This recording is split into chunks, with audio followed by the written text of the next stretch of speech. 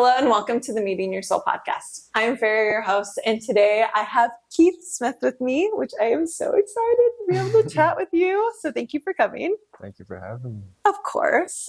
Keith actually played college ball and is now a holistic health coach for a Division II basketball team, as well as pursuing art and a lot of different other creative endeavors, including creating like actual pieces of clothing too, which has been really fun to be able to see what you've been coming up with. And it seems like it's actually generating quite a bit of energy around you. Yeah. I just released one yesterday. That kind of has just turned into an outlet for me to kind of express myself in a different way. Yeah. But I think I like the fact that I've been able to balance it out with the holistic coaching. So it's not like I'm relying on it because I feel like it adds a little pressure to it that I don't like. So just like trying to navigate that whole thing. It's just once I stopped playing basketball, trying to figure out what to do next was kind of something I went back and forth on for a while. So I feel like I'm now settling into what I'm going to more focus on. So that's incredible. Yeah. And well, that's like, I feel like now I just need to open that can of worms because I feel like that's a layered kind of presentation of something, because it seems like a part of your self-discovery journey, which you know is like kind of the root of this podcast, is to be able to understand kind of like what passions and what's pulling you. And I feel like you have a few things that are pulling at your heartstrings at this moment, which to be able to express yourself creatively, but then also to kind of honor like the lineage of like your family and also just like your life and playing basketball. Yeah. And to be able to serve players and to be able to give them that kind of like one up in their game. Yeah. For sure. Like the stuff I'm doing now and learning with the coaching is stuff that I wish I could have had access to when I was playing. And I started pursuing that for my, like doing the work myself at the very end of my athletic career. So it's changed my life, to be honest. And I just want to, tell people, because I wouldn't want to call it therapy, but it's in that world. And people where I come from aren't really comfortable doing that type of work and even asking for that type of help. Yeah. So I just think if, I enter the space, I could be somebody that could maybe more normalize it to at least my community and athletic, like, especially basketball. I mean, I think basketball, you're not taught how to process through how you feel. And you're just really taught how to perform. Yeah, right? Just like grind it out. And it's either you mask what you're feeling through certain things or you're taught to like suppress it down. So I think it could not only improve mental health for all athletes, but if you like pursue it early enough, it could add like a skill to your whole game. And so that's kind of what but that is what, I want to offer and help people with. That's incredible. When it sounds like from personal experience, you're like, now that I have these tools, I wish I would have had them earlier. And now this is an opportunity for me to be able to up-level other people that are going through similar things and probably don't have the same skill sets or knowledge around this area. And for those of you that are unfamiliar with like health coach and holistic health coach in particular, how would you describe it to someone that's never heard of it or is kind of curious about that? It's a comprehensive approach to feeling better, I would say. So like as a basketball player, we were provided strength and conditioning coaches and nutritionists, but didn't really have anybody that you could talk to about how you were feeling.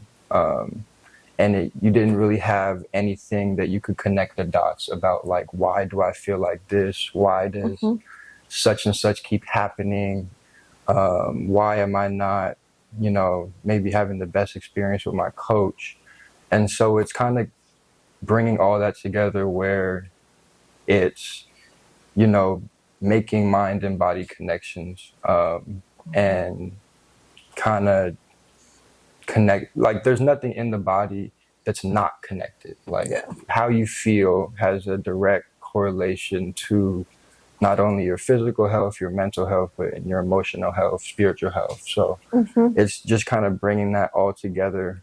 And it's kind of funny because there's never, every single person who asks me what it is, there's never never the same. I don't like describe it the same time, same way every time I talk about it. So it's really just a comprehensive approach to health. And so it's like, it's always been interesting to me because there's no real, other than just being guided by my coach who I've done the work with, there's no like doctorate program to like get the schooling on it, or which has been something I've had to like work through, just because I'm partly like, and I'm working through this, but I have for a long time been more of a perfectionist type person where I think everything has to line up and feel perfect before I start.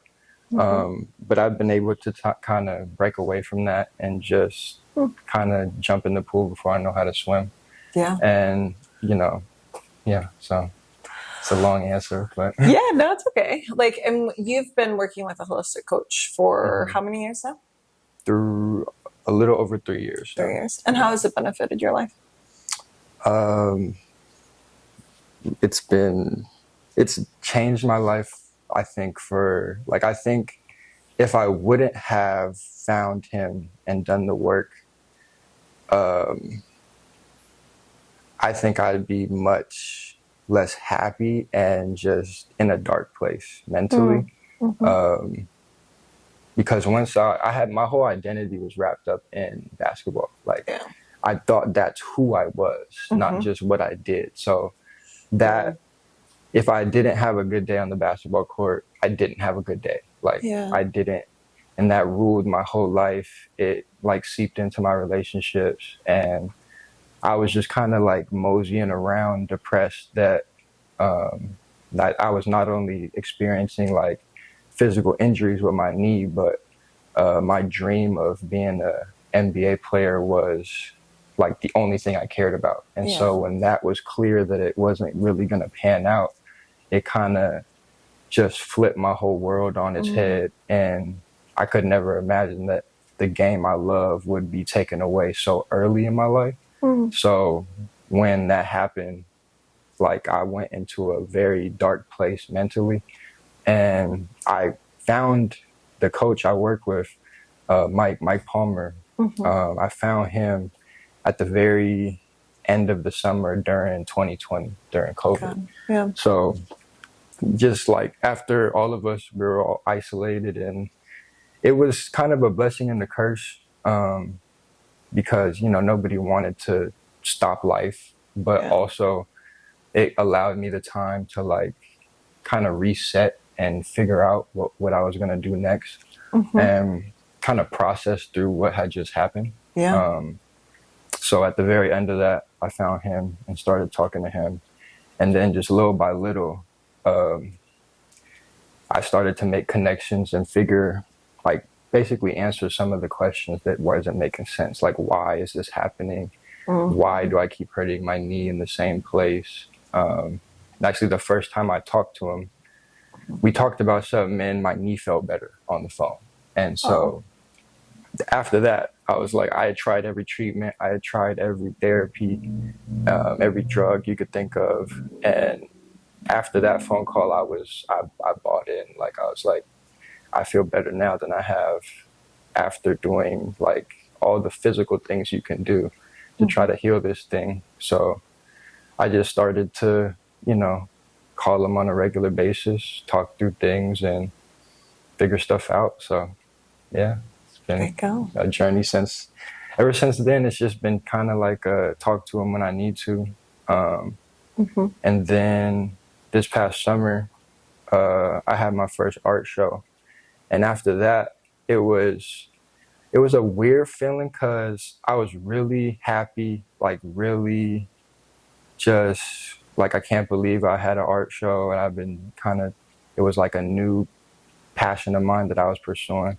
But when it happened, it was like, oh, this isn't how I thought it was going to be, like feeling wise. Like it was great. It turned out better than I thought it could be.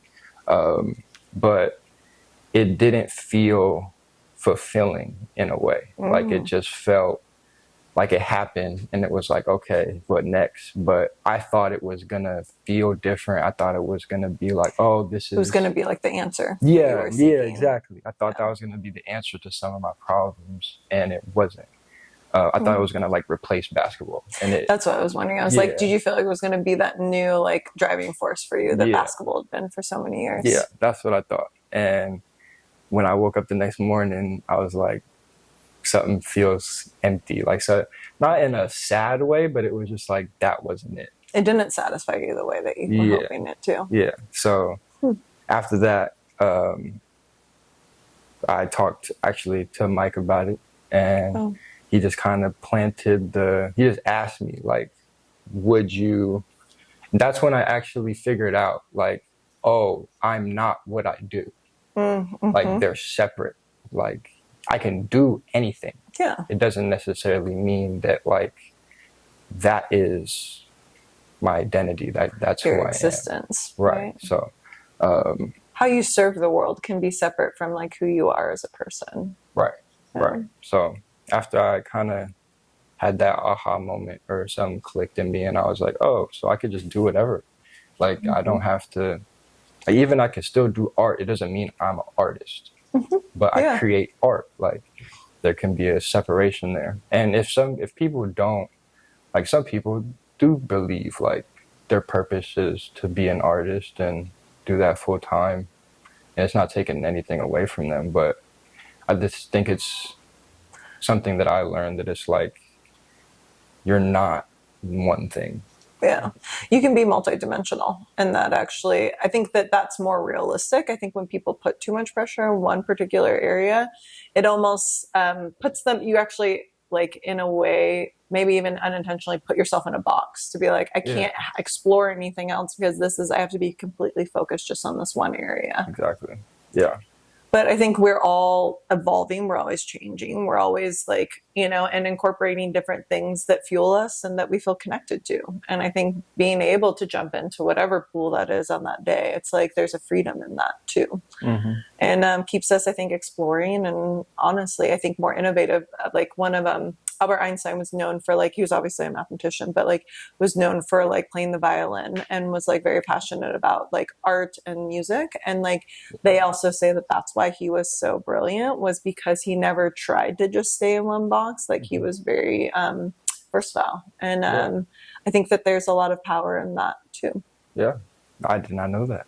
That's really I was like, cool. I read, actually, if you want to, it's over 500 pages, but it's his biography, and it's one of the best biographies I've ever read in my life. And I was like hooked, and I've had like such a new appreciation for him. He was kind of a dick, I will be honest about that about him. And there's some like stories about it because he wasn't maybe the most like charismatic person necessarily, but his view of the world and how he saw it and how he showed up was just really unique, and he really owns his individuality in that way. And I can always respect someone that stands by their opinions, even contrary to what everyone else is saying around you, because he wasn't respected or even acknowledged by the physics community for a really long time, because all of his philosophies went directly against Newton's law of physics, which then would like literally change everything for everyone. And so like they were trying to kind of ignore him for a really long time. I don't think he got acknowledged until he's in his like 60s or something like that. And he'd been doing it for like 40 years. Anyways, total side note. No. But I was like, but I think that those are those moments though, that we can kind of incorporate all of who we are. And you're obviously a talented artist. I don't think there's any way around that. And if it flows through you, then like let it be expressed. But even within your art, like you talk about, like you do bring pieces of you, like you have a lot of basketball players or like even just like imagery of that. And I think there can be, they're all woven together, it seems to be. So, but with all like kind of like backtracking a little bit. So started out, main vision was to play basketball. And was that like ingrained in you since you were a kid, or like when did that dream start? Yeah, so how do I start that one? My dad played in the NBA for a short moment in the 80s. He was a really good college player at Loyola Marymount. And so when I started expressing interest in basketball, it was the easy connection, you know, want to do what your dad does. And I just was always pretty tall. Like I was always coordinated. And from a young age, it wasn't really hard for me. So I would just pick up stuff quick. And I gravitated towards basketball out of all the other sports I tried. And then in 5th grade, I started playing for Rotary here in Seattle. And I just basically dropped every other sport. Like I was just like, I know I want to play basketball. I'm done with football. I'm done with soccer. My other side of my family is big soccer coaches and players. But I just was like, you have an athletic family all around. Yeah, I do. But yeah, I was just dead focused on basketball. Like my favorite player was Kobe. And, just watching his work ethic growing up, I just kind of was like, that's the I don't know the word. The holy grail, if you will. Or that's the model. Like that's who I'm looking to, pattern my game after. I would love watching games with my dad, just all the Kobe games. And it was like I wanted to dress or kind of be like AI as far as how I looked, Allen Iverson. AI, like it's crazy you say AI now and people think you're talking about artificial intelligence. Yeah. But Allen Iverson was like my person that the culture of basketball, like the hip hop side of things, like I wanted to have the braids and the headband and the shooting sleeve, but I wanted to play like Kobe. Like I wanted to be Kobe. And so those two players were just real big for me growing up.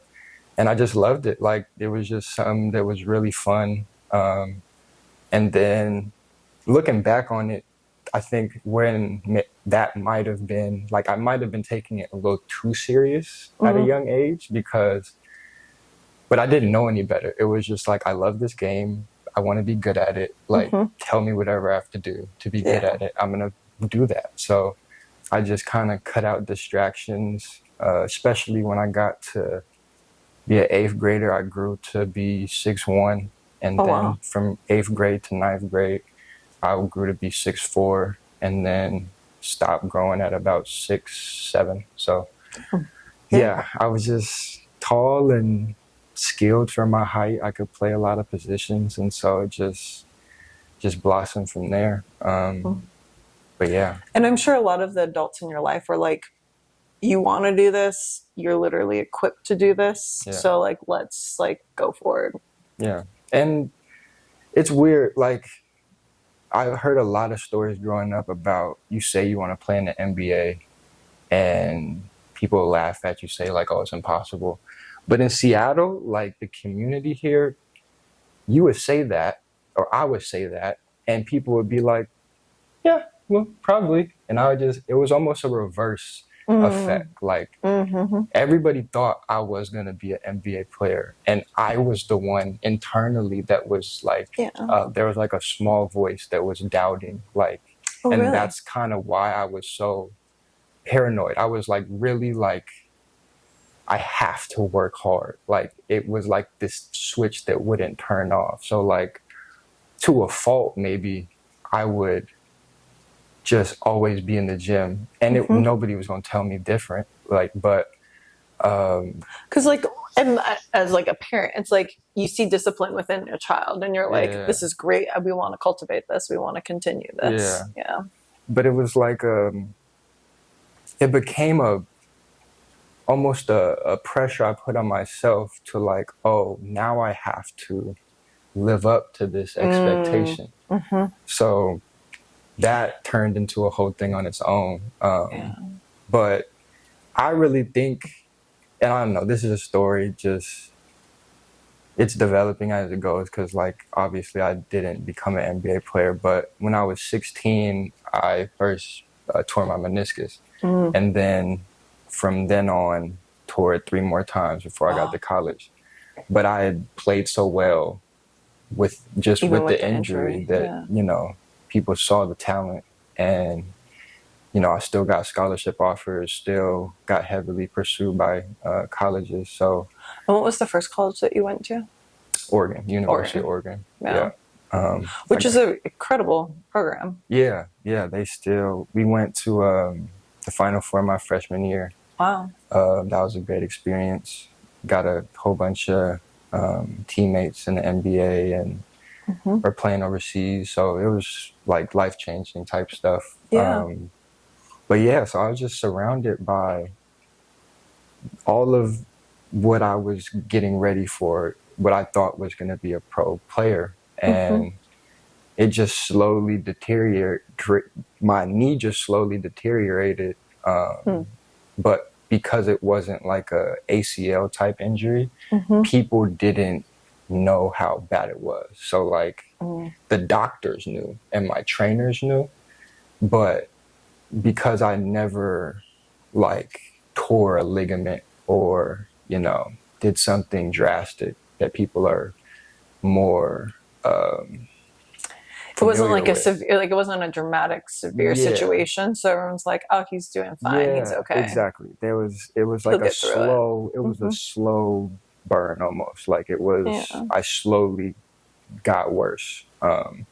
And the thing that what I wish I would have learned, what I know now, is like there was a burden on my knee. Like my body was telling me to stop. Yeah. And I wasn't stopping. Well, so your body was communicating with you. Right. And so that's what I learned the first time I talked to my coach, was I was holding expectations. I was holding pressure. I was holding just the weight of the world, like my dad's expectations, coach's expectations, my own expectations. And I was holding that in my knee. And so I learned the right side of your body is the masculine side, left side is the feminine. So there was like a lot of masculine just trauma in my right side. And the reason why I was like convinced is Mike predicted that on the phone. Really? I told him about my injuries and he said, it's the right one, isn't it? Yeah. And I was like, yeah, like it is. Yeah. And he was like, yeah. And then so we just talked through that whole stuff. And by the time we got off the phone, I could bend, because when I was playing, it had gotten to the point where I couldn't bend my knee past 90 degrees. Wow. So doctors were asking me how I was playing. They was like, you can barely even flex your knee. How are you running like on a regular basis? So yeah, after that call, I was bending it better. But it was just a process, the start of a process. So yeah, to be able to unravel kind of this like almost preconceived notion that you had no other option, which is, I'm just like tying this back around, because when you said like, I now have like come to terms with the fact that I can be more than just one thing. Right. But I feel like at a very young age, you were very like determined. Like once you set, I feel like you might be one of those people that once you set your mind to something, you're like, I'm doing this and I'm going to do it right. But you're Capricorn, right? Yes. Yes. Which is a part of, you know, I love astrology. So like that is like tried and true, like part of a Capricorn like personality, because you want to succeed. You have like a goal and like you will not falter until you achieve whatever you have set in mind. It's like having a purpose is very important to me. And even in between the moment when I was like, okay, I don't know if art is it either, there was a couple weeks or a month where I was like, I just had the best moment like of my short art life. Yeah. And I don't even feel happy now, because I know it's like I need a goal almost. Yeah. Or I don't feel fulfilled just in life. And so now I can like ease up on myself a little bit. And you know, like you don't always have to be trudging towards this goal. Like some parts of life are just enjoying the experience and learning from the lessons. So yeah. Well, and to actually like find joy and like to have fun. Yeah, it's hard for me to let myself just kind of have fun. It's weird. Like, no, I don't think so. Yeah, I wish I could be more just, I don't know the word I'm looking for. So like carefree or like, or like just, spontaneous, like almost like let go of some of the discipline. Like I love the fact that I'm disciplined, but also there's times where I'm like, okay, you're still like a very young man. Like you're acting like you're like, 40 already in some ways. I don't want to call 40-year-old people old, but whatever keeps us. But no, like I'm like, I'm still a relatively young man. Like still like you're in your 20s. Feel very like I still feel very like kid like. And when I'm with my friends, I can let loose. Be more playful. Yeah, there's something inside me that's like I never needed a coach. That was something I didn't think my coaches understood. Like, yes, coach me, but like you're not the reason why I'm working hard. Like you're not the reason why I'm focused. I just need you to help me. I need you to help me up level just because you know things I don't know. Yeah, but that's the thing. Like when you're an 18, 19-year-old kid, there's some clashing there. But that's also why I want to help, teams and coaches and players, because I think the coach and player relationship is a very misunderstood one, where coaches don't always understand how to get through to their players. And the players don't always know that like the coaches aren't trying to screw them. It's just that the coach's job is to win. So it's not their job to help you become what you want to become. Like that's your job. And so there's this kind of tension that goes on within teams that goes unsaid. Interesting. But a big reason why that I figured out is there's this dynamic of loyalty and respect within relationships, and they go all the way back to when we're kids with our parents. So especially for male driven sports, well, female too, the coaches like represents your parent in a way. And that's what I was thinking. Your relationship with, like, if it's a female coach, it's probably more centered towards your relationship with your mom. If it's a male coach, it's probably more centered to your relationship with your dad. And so if you go back and work on your relationship with your parents, your relationship with your coach can change. Wow. So that's another thing I wish I could have known when I was playing. Well, and that projecting that we all tend to do, and sometimes we're not even aware of it, but that if we see this male authority figure within our life, and if there's any type of, some feeling a sort of way about that, then it could potentially shift how you're treating someone, even if it's subconscious. Yep. Which is in all relationships, right? Oh, yeah. Yep. Romantic relationships, too. Yeah. Like, I think that's like sometimes we don't recognize Keith's girlfriend's in the room. No, I'm just joking.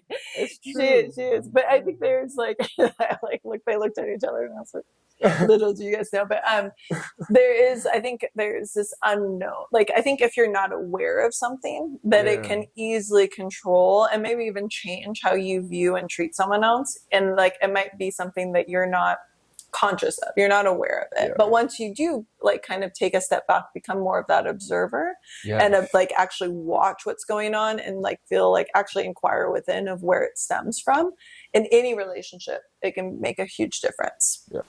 Allowing yourself to become the observer gives yourself the opportunity to be able to understand yourself on a deeper level. And I'm just curious, like, how has your self-discovery journey been? Because it seems like it's been tied in with kind of your purpose and how you've been like showing up occupation-wise to a certain extent. But outside of that, what does that look like for you? It's just kind of asking a lot of questions within myself. So, like you said, the whole observer thing.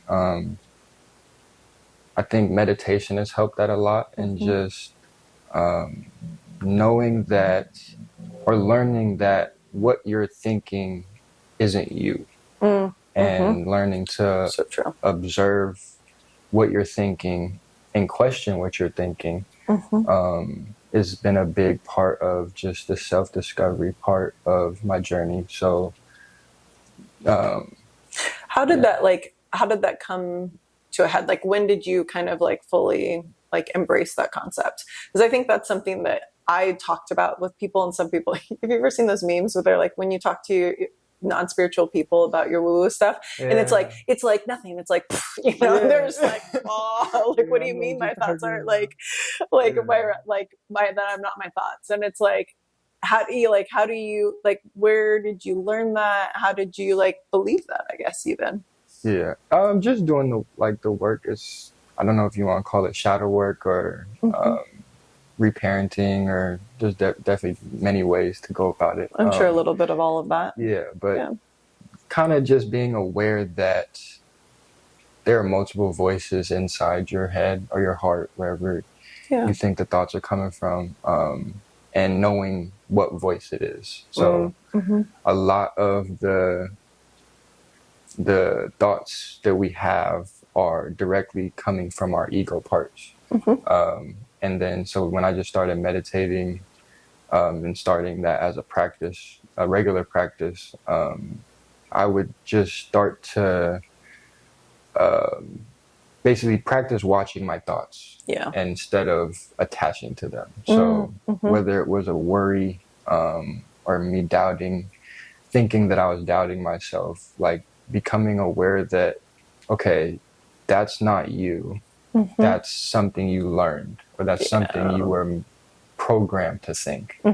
Someone taught you this at some point in your life, and you believed it to be true. Right. And it goes all the way back to when we're like really small, like from 0 to 7, your brain is basically a sponge.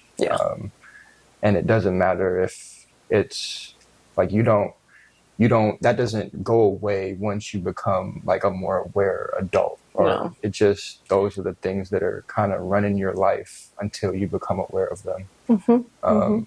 And then it's just about like if you choose to, like, reprogramming some of that stuff, challenging those beliefs, right? And I think the best way for me the best way I found to do that is to just ask myself questions like, why am I thinking that? Where did I learn that from? Kind of take more of a curiosity standpoint. Yeah.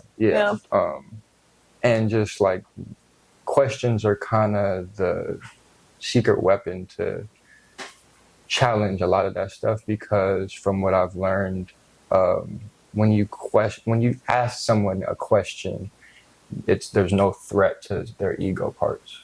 So you can kind of get through this like kind of invisible wall, the defense mechanism, right? So when it's the simple thing of like, just think about the last time somebody told you to do something. You didn't want to do it. You probably didn't want to do it, or there was like some resistance there. And when you ask a question, it deflects all of that. So, well, and it empowers someone to kind of feel like they have a choice versus making someone feel like they are obligated or required to do something, and they don't have a say in the matter. Exactly. Right. What kind of questions do you feel like have like really shifted you, or have there been ones that stand out that have like kind of made you like take a step back and think more deeply into something? I wouldn't say there was like one question that changed anything, but I say the wording of the questions. So like, would you consider this, or is this possible? Or where would you guess that you learned XYZ? So when you ask questions like that, it just makes you think. Like, it makes you take a pause. And I feel like a lot of us have this issue where we are just going, and we can't just sit still and just consider something. And we feel like we're almost, at least I had this problem, like I thought my life was on a stopwatch. And with social media, with all these different things that you see on a screen, of like, oh, am I behind? Like, am I not good enough? Like, and it just feels like at times it can feel like you're racing the world. Like, I have to make it, like I have to be successful. All these people I'm seeing are doing so well, and it's like the comparison factor too. Yeah, it's like comparisons and expectations are the thief of joy. And if you don't like just kind of slow down and remember that like this is not a race against other people, it's a journey of your own. Like it's not a competition, then it can help. But just along that journey, if you want to experience some things differently, I think the number one thing to start that is to just become curious about why certain things happen. Well, and I like the way you framed it too, because it's like, it's about asking yourself the question and then being able to like receive the answer too. You know, not to insert, because I think there's almost an eagerness to be like, rationalize something, to be like, I'm asking myself this question, I'm going to justify why whatever I initially thought is true. And it's like just allowing the answer. And I always say, like, listen to your intuition. And it sounds like that's a large part of that. And that meditation's played a part for you to be able to access that, I think, innate wisdom that resides within us. And I think sometimes we don't value it because it doesn't always rationally make sense. But there's so much weight that we can actually put into that could honestly really transform our lives in a positive way. Yeah, exactly. Yeah. Would you say that you like, and because we've talked about this a little bit, like with your intuition, like, did you access that through meditation? Like, when was the first time you remember like thinking about that, or even just like being curious about what that might mean for you? Definitely started to become more familiar through meditation. But just by, like you said, just observing my thoughts and just observing kind of the things that were happening in my life. It kind of, how I've experienced intuition is it kind of comes up as a feeling. And it comes up as like, you know, you might be at a crossroads, and something I actually got from a book, Rick Rubin's book, is you flip a coin and then in the air you see which one you want to happen. You kind of like, because we all, you know, flip a coin and it's one heads or tails, but you know which one you already want it to be. And so that's the exercise. And it's like doing that type of stuff, you become more familiar of, oh, that's the intuition. Like, that's the feeling. It's like, it kind of, and like, I don't know, feelings are hard to explain, but I think a good way to go about it is like your first initial thought, or like what you want to happen first. That's the intuition. And then everything that comes in after that is when you're starting to like logically go about it, and like, oh, that's not going to work, or like when a doubt comes in, or when you start to psychoanalyze it, that's the ego. And so I think it just becomes like a game almost, where you're like trying to identify what you really want, and just being strong enough and trusting yourself enough to go with the gut feeling you have, even when it doesn't make sense. Totally. It's hard. How did you build the trust around that? Just small wins. Like, it's like a back and forth. It's like something, it's like you have to have faith in something before it comes into the physical. Yeah. And was it Martin Luther King, faith is taking the first step without seeing the whole staircase? Yeah, exactly.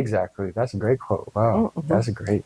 It's one of my favorites. Yeah. Just because he said that, I was like, not that he didn't do an amazing a bunch of different things, but it's like that one, like, because it's so true. Because like you can't see, like, I think intuition is like you don't see the final, like you don't see the final destination. It's not all set out. No. And there's a lot of still uncertainty that surrounds it, and doubt can easily just like creep in. So it's about like trusting yourself so much to the point that you know that even if you don't see the end result, that you're still going to end up exactly where you're meant to be. Yeah. But yeah, so you said small wins. Yeah, just like, it's been like, that was one of the hardest things for me, because I'm a very logical person. I'm a very like rational, it has to make sense. I'm going to think through the whole thing before I start. Yeah. So just basically, you know, in little situations, like it doesn't have to be a big situation of like, oh, I feel like I should do this, I'm not sure, but like choosing that and then pursuing it, and then you come out the other side, and you know, whether it works out or not, you learn something new. Yeah. And then it just becomes that type of thing where if you keep choosing what feels right, eventually it starts to like flow more. Like it starts to, it's like a muscle that gets stronger over time. Oh yeah, exactly. It's definitely, it's like a muscle. And when you like, just like any physical practice, when you practice something every day and just a little bit each time, you get better at it. And so it's basically choosing to let your fear kind of lead you in a way. And like, okay, I'm scared to do, like, actually that makes me think of something, but I like to think about fear as a compass. And it's like, if you're not afraid to do it, then it's probably not what you should do. Isn't that the gosh darn truth, Keith? So you say that, I'm like, oh. Yeah. But okay. Sorry, keep going. No, but yeah, it's like, we all have those things that we want to do, but we're scared to do, but they feel like what we should do. And so just basically choosing to do that over and over again. That's probably my best advice. What's worked for me is like trying to trust your intuition more. Because even if you're afraid of it, like if you still pursue it even past the fear, you know, I don't know why I'm tossing out the quotes right now, but I was like, maybe think of another one. But it was like Nelson Mandela. It was like, a brave man is not one that never feels fear. It's the one that feels fear and does it anyways. Yeah. And so like, you think about like, when you do something, even though you're afraid, and then you come out the other side and it's like this miraculous thing that happens, or you learn something, like it's never lost. Like it doesn't feel like it's ever something that it's a failure, because no matter what, it gave you some piece of you that you maybe didn't know you needed, but then now do. It's like build confidence that way. Yeah, totally. What's something that's occurred within your life that, if big or small, that was like one of those moments for you? Probably art. Probably basketball. I wasn't really good at that. Well, I was, but I wasn't. Like, when I got to college, I was very afraid of making mistakes, and it kind of derailed my career, where I was trying to please the coach so much that I stopped playing like myself and stopped playing like the player that got me to Oregon. So basketball wasn't my best. That's almost that. I had to go through that to learn from it. And like, so everything, all the lessons from basketball kind of carried over to when I started doing art. And it would like, the lesson would show up in a different way. And so I would be like, oh, I struggled with that with basketball. Let me choose the other option now. So, well, and correct me if I'm wrong, but it feels like there was almost less stakes, like on the table with art. So where you're like before you're like, there's no other option, versus now you're like, let's try this other route and see what happens. It was kind of like the worst has already, what I thought was the worst had already happened. So it was like, you know, not that I didn't care, but that I wasn't afraid as much. So like, well, the the dream I cared about most already didn't happen. Yeah. So what do I have to lose now? Like, if this works out, great. If it doesn't, it's I'll not figure it out. what I wanted to do in the first place. So Yeah. like the stakes definitely felt less high. Yeah. But yeah, I think basketball and my whole experience as an athlete has been the best teacher of my, short life. Like, it's informed everything I've done since. And it's offered me a lot of wisdom in ways that people my age, I don't think, get that soon. Yeah. Just because there's so many lessons, and there's so many ways in which you're treated older than you really are in athletics. So it kind of ages you mentally in a way. Well, and I think you also, underestimate how high of a level you already performed at something and achieved at something that, like, no knock to anybody else, but it's like a lot of people don't ever actually get to to be able to play college ball at Oregon. There's probably not very many people that ever actually get there. Yeah. So like for you, it's like you already achieved something that probably most people dream of even getting to.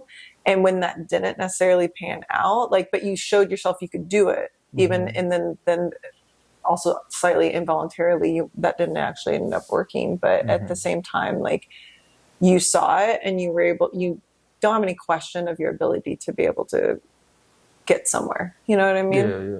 Like something can work if I put my mind to it. Yeah. And you applied yourself too. And I think applying yourself and putting all of your all into something is like half the battle and really showing up. And I think that's something that comes naturally to you as well, and being disciplined, that a lot of people struggle with. Yeah. And I wish I could, and if there's any athletes watching this, take time to celebrate yourself. Take time to, give yourself a pat on the back, because I definitely, and still to this day, there's a part of me that doesn't think I've done anything and doesn't think I've accomplished anything. But I think that's my own, stuff to heal or work through. But I think just when the goal is so like the NBA, any professional sports league, you not only have to be in the top percent, but the top percent of the top percent. Exactly. So yeah, it just learning that failure isn't a thing. There is no such thing as failure. You didn't fail, even if you didn't make it to the supreme level of, whatever you're doing. And being able to celebrate yourself for what you did do and accomplish is something I would, advise or suggest anybody that's younger than me or that's in it right now. Just be able to, I think you can enjoy the moment. Yeah. Right? Be more present, and not always looking to that next thing to strive for. Yeah. But being able to sit in what you're doing and appreciate it. Appreciate yourself for what you've done and are doing. Yeah. How are you exemplifying that in your life right now? What are you celebrating right now? It's a good one. What am I celebrating right now? I say I'm celebrating starting a new chapter with the holistic coaching. It feels like whatever I didn't, fill my cup with art, it feels like the rest of my cup is filled up with that. And I'm really excited about learning more about it, I'm just really curious about it. I want to read every book that I can find about health and wellness. And so yeah, just celebrating that I didn't give in to fear of just kind of, because there was a part of me that it's oh, I need to find a job. I need to pay bills now. So I need to, just, you know, do something realistic. And I've held out on that for a very long time. And now it feels like I'm getting kind of, you know, rewarded for that in a way where I've stepped into a position that really wasn't a position to start out with. And kind of creating my way as I go. And being able to help people at the same time, which I'm something else I'm very passionate about. Just being of service. Yeah. Jamal Crawford, he's a very big mentor and big brother in my life. And just seeing him do that for our community growing up is something that I've wanted to also do in my own way. Just kind of doing that in my own way, giving back in my own way, and kind of making a career out of it is something I'm really excited about. So that's what I'm celebrating. Yeah. Well, to be able to share some of the things that have made a profound impact in your life, you know, and I think like you brought up before, there's not a lot of people that are talking about these types of concepts and being able to apply them in a really realistic way. And so like, for you to be able to kind of merge all of your worlds at this point is like, and also maybe to even, I don't know, I'm just tossing it out there, but like using art therapy, different things to be able to be like, to allow people to express their feelings without like having it as open forum. Again, not, you don't need to make this a career. It can just be a way for you to heal, and it can be a way for you to express yourself. And I think creative expression is vastly underrated within our society as a whole, and the importance of it, I think, gets undermined a lot still. Absolutely. How do you stay, like, how would you say, like, because I know you have your rituals each day. Like, what are your things that you do each day to kind of stay connected to your intuition and just yourself? That's a good one. I'm a really early riser. I love to wake up early. I know. God bless you. I wish I did. So I wake up between like 5 and 6, and I just meditate for about 40 minutes to an hour. And just kind of, it just helps me. It feels like when I come out of that, it feels like the day is like, how do I explain this? Like the day is, like you're not chasing the day. You're kind of just like flowing with the day now. Yeah. Instead of like reacting, you're almost like you said, like flowing, or just like, I don't know. I'm the exact same way. I meditate every morning because like I just have to. You do 40 minutes, so like that's incredible. I try to do like 11 to 15. It's like usually, but I can tap in pretty quickly. But it is. I literally sit with myself and I like observe what's going on within me. I like sit with my feelings. I like breathe. And I'm more present from the jump instead of me like that's the word. Feeling like I'm like running from like moment one, like minute one of your like day, which is stressful. Like, I don't know how people like just operate them like that on a daily basis, but most people do. Okay. I've been there before, but so I do that, work out. I still, even though I'm not playing basketball anymore, there's just, that became a normal thing for me. So like an outlet. I still like to, you know, get out energy that way. So my morning is just kind of, I'm just kind of getting my mind ready for the day. And it's like you said with the observing thing, it kind of puts my brain in that mode of observing. And not attaching to what I'm thinking, and allows me to work through thoughts that anything that is going on in my life. Maybe even might be carrying through from the other day. Right. So kind of just it's a way for me to get out stress if I have any. Don't mind that. And I feel like when I meditate and when I work out in the morning, I'm a much happier person for the rest of the day. think there's a significant amount of studies that kind of reinforce that too. Yeah. That's actually, it's a great, I just thought of this, but so like a big part of why people like can't process through whatever it is they're going through is because, or what from what I've learned is because they're in the survival.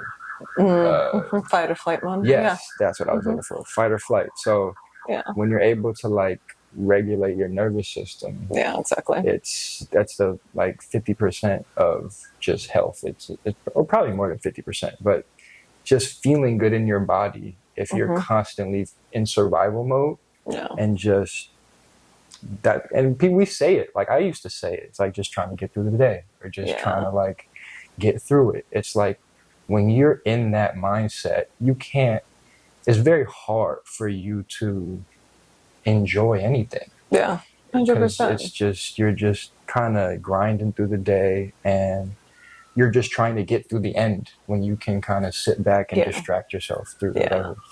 Well, and that's like the people that live for the last few hours of every day. Yeah. Right? Exactly. And like, I think, and no judgment, but I think a lot of people that get to that point, it's like they're numbing themselves at that point because they can't even process everything that's gone on. And because that's the way they've learned how to cope. Yeah. Because they don't know how to regulate their nervous system in other ways. Yeah, exactly. I was that person for a very long time.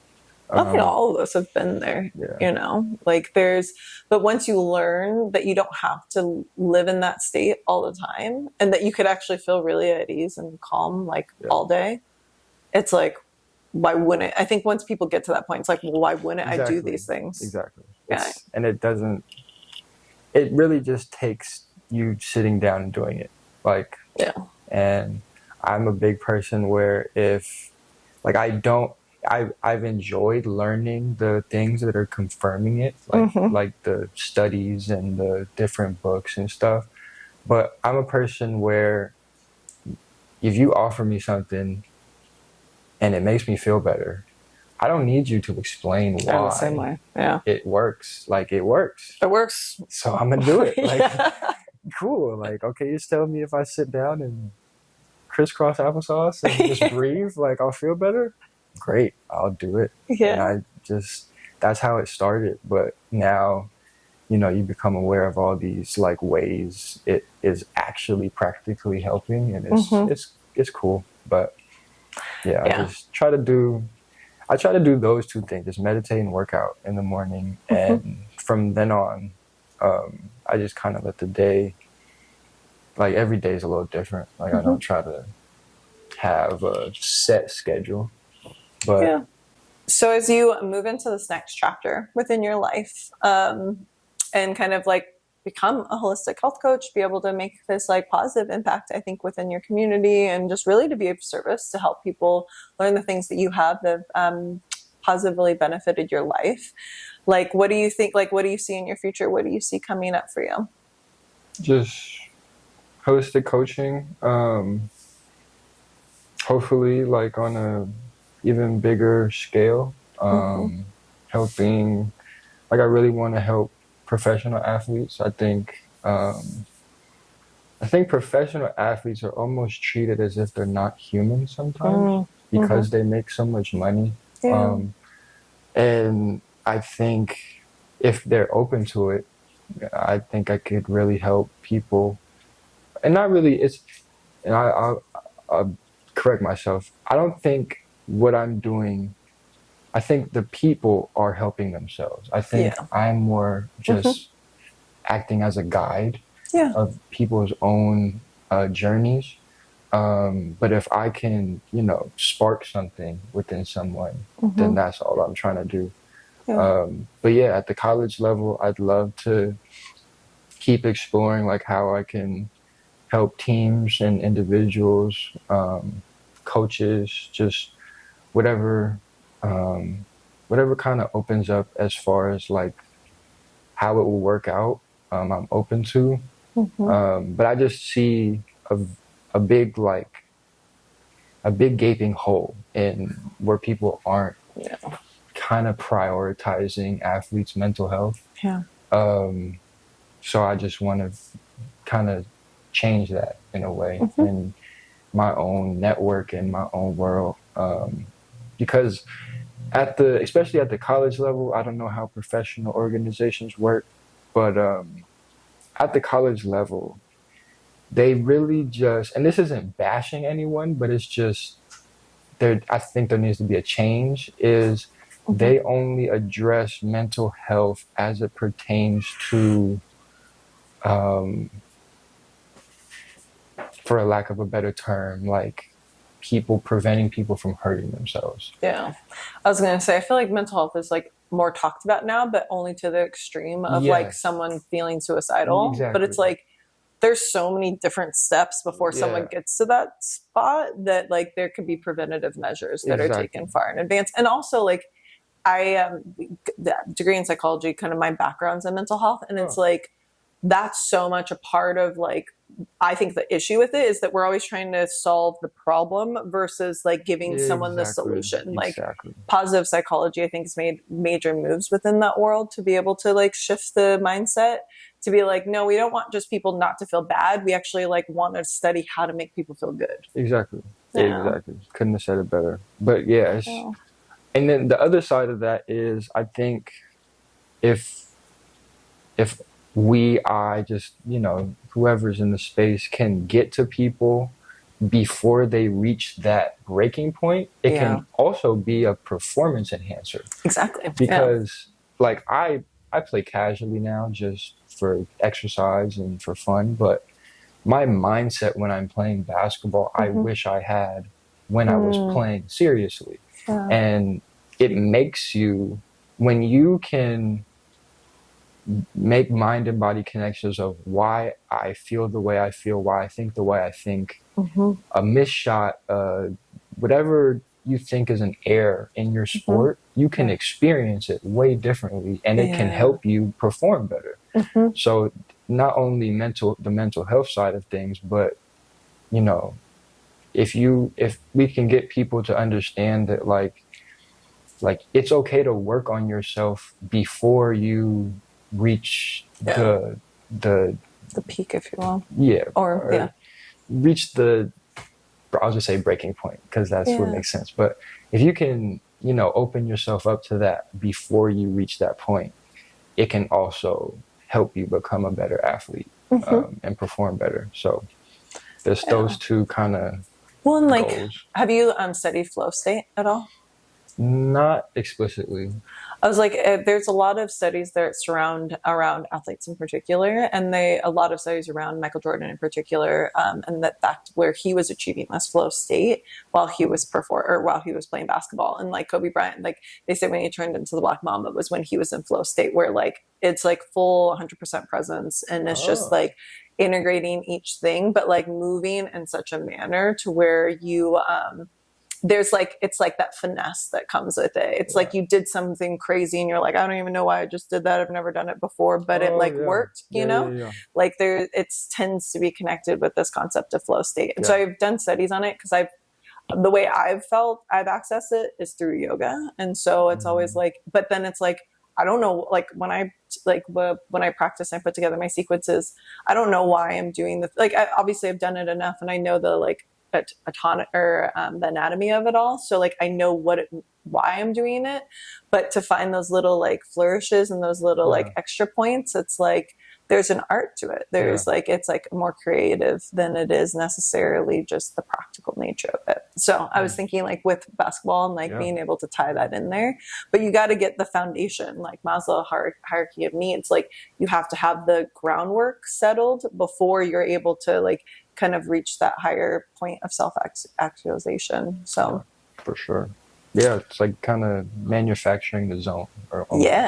Like creating some kind of structure around it to be able to help other people be able to access it in a more casual and like enjoying way. Like that's always what I'm striving for. Like I want people to enjoy their life and also to be able to perform at a high level in whatever you're doing. So like let's like excel in like every area, but also like have some fun. Yeah. Because like life's too short otherwise. Yeah, I definitely would like to Come on. do that. Do that a little bit more. But yeah, and that's another way I could help. Just, let your hair down a little bit. Don't forget to have fun. Even on the court, Yeah. Oh, for sure. That's even more so on the court. Like, I think in the times I've, felt the most, I was having the most fun. Unfortunately, I don't think it was on the basketball court, which is it's kind of doesn't make sense. That's why I got into playing basketball, was because it's fun. And by the time I finished, I was dreading playing basketball, or dreading what came with it. Because when it's just me and empty gym, I could have a ball. But when it came time to perform and win and XYZ, it wasn't the funness. And that's something I wish I could have experienced differently, but that's something I would love to help. So, yeah. Well, I'm excited to see what comes next for you. How can people find you if they want to connect with you? My Instagram is Smitty, with a lot of underscores on each side of it. I'll tag it. I'll put it in the caption. Yeah, that's really I don't have Twitter or X. I don't have X. So yeah, if you want to reach out on I was Instagram. Like, what are you talking about? And I was like, it's changed. But Twitter. I'll definitely link it in the notes. And if anyone has any questions, feel free to reach out to me too, and I'll connect you with this gentleman here. And I'm excited to see where this blossoms into. I think underestimating how you are young, there's so much more that can come from all of this. And so you have so many years to be able to explore. I started practicing yoga. I started practicing when I was in college, but I didn't get trained in yoga until I was 24. And now I've been teaching for 12 years. So it's and I still feel like I have so much more to grow. Yeah. And it's nice but I started delving into this at a younger age, and that's benefited my life immensely. And now I'm able to help others and continue to learn and grow as an individual too. But it'll change. I'm curious to see how this, the evolution of it all, because I think it will shift quite a bit over time. Sure. We'll see. You're we'll see. Yes, we will. Well, thank you again. And thank you for listening in and joining us for this conversation. If you have any questions, feel free to reach out. This will be played on YouTube at Ferrachino, FERRAHCHINO. You can also find us on Spotify, on Apple Podcasts, all the things. And then you can also find me on Instagram, on the gram, at Ferrachino. And I just started a TikTok. I was really avoiding it for a really long time. My friend B was like, get a freaking TikTok. Who is not on TikTok? And I was like, I don't know why I felt such a resistance to it. I do too. I've been told that. People have been telling me make TikToks. I'm like, I know. Everyone's like, make TikToks. Anyways, so I'm on TikTok. About it. At Ferrachino. It's all at Ferrachino. It's just my name. And people always like, why Ferrachino? And I'm like, it's my name. My middle name's Chino. And so it really is my first and middle name. I know. Yeah, See, I didn't know. I was like, oh, yes. But yeah, so that's what it is. Actually, I started the branding. This was talking about personal journey, their self journey, but just because as you develop your branding and stuff for your coaching, is that when I was younger, I was so embarrassed about my middle name because everyone would make fun of me. So they're like, Chino, what's Chino? So I used to not tell people my middle name, and it was always just Farah. And so I kind of avoided it, and it was something where I tried to literally not have anyone know. And so then when I created my branding for myself, I was to be able to step into the fullness of who I am. Then everything switched to Ferrachino, and so then that's why that is all of my tags. Anyways. That's cool. I wish I could. Yeah, I'm same way. I don't want you to know my middle name. What's your middle name? I don't want to say it. Come on. No. I told you mine. But it's your Instagram name. It's different. I know. Now you got to tell me. Oh, come on. I'll tell you. You they got to figure it out. You have to. This will be just you wait. This is going to now be his new handle. This is going to be. If you've ever been at a basketball game where my mom was present, you know my middle name. But if you don't, then the mystery. I know. I don't know what's so funny about there's something I was really nervous to tell. I remember being made fun of. I think it was distinctly, it was second grade or something like that. So before I switched, I was still in Tacoma School District, and I remember I was in class and they were like, Faracino, like Roberts, my maiden name. And then I was like, and everyone in the class laughed. And I distinctly remember it. And I was like so mortified that I was like, no one will ever know my middle name. I'm never telling another soul my middle name. And so then since then, I didn't.